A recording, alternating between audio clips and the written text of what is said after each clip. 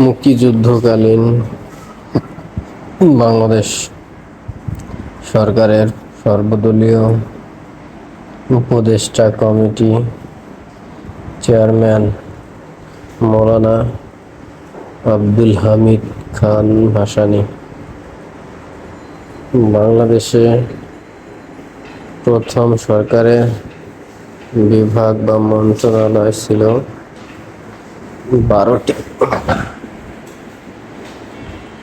প্রবাসী সরকারের দপ্তর বন্টন করা হয় 18 এপ্রিল 1971।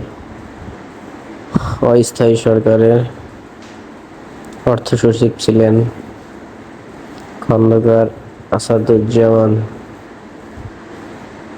প্রথম সরকারের উপদেষ্টা পরিষদে অংশগ্রহণ করেন 5টি রাজনৈতিক দল। আনুষ্ঠানিকভাবে স্বাধীনতার ঘোষণাপত্র জারি করা হয় 10 এপ্রিল 1971।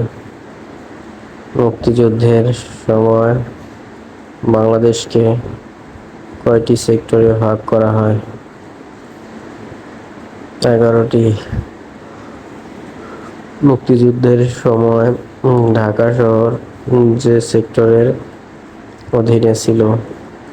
2 নম্বর সেক্টর। বাংলাদেশের স্বাধীনতা যুদ্ধে চিফ অফ স্টাফের দায়িত্ব পালন করেন লেফটেন্যান্ট কর্নেল এম.এ. রব। 1971 সালের 25শে মার্চ ছিল বৃহস্পতিবার।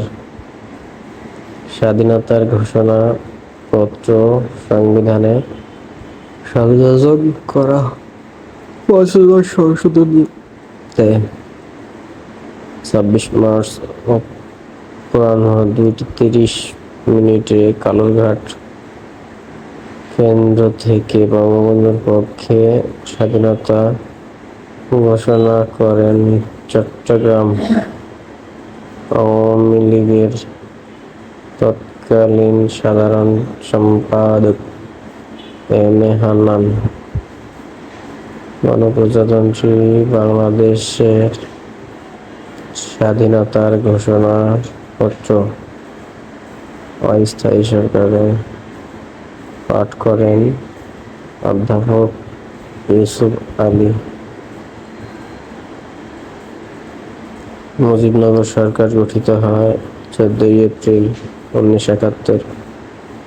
মুজিবনগর সরকারের শপথ গ্রহণ অনুষ্ঠিত হয়, পরিচালনা করেন আব্দুল মান্নান।